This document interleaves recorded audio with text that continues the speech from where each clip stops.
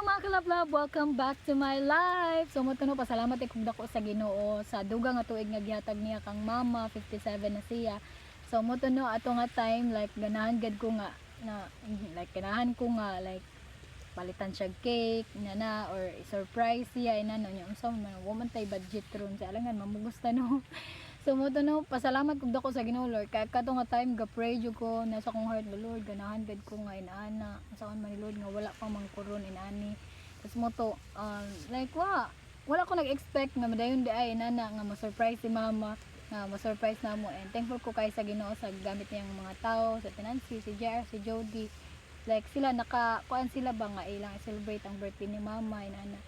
And thankful kaayo ko no sa kuan like mo to ang ako po ni kamam sa kuang mind wa man jud ko bisag unsa wa man jud koy kuan wa man jud koy kuan karon nya mo to ang akong ginabuhat mo to ko la manicake man ang ikuan sa uban. So ang ako apod verse cake, so naghimo kog cake and then na like instead of money ang iana ang ako ang gikuan kay wa gani money no nya mo to na akong gikuan kay mga verses.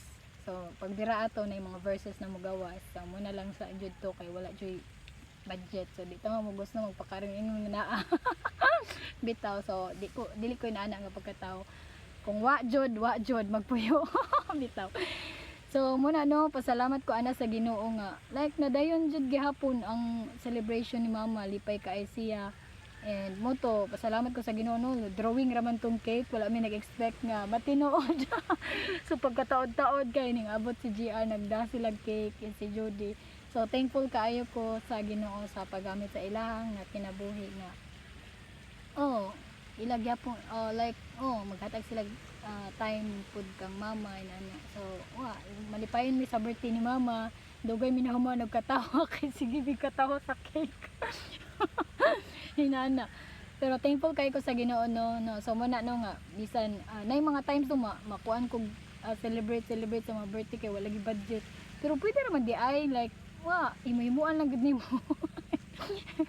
Tawag ko sa mama. Gusto daw siya mag-imo og maha.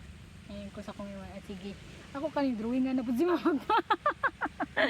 Bitaw so pasalamat gud ako sa Ginoo no sa iyang kamaayo sa amo nga kinabuhi no.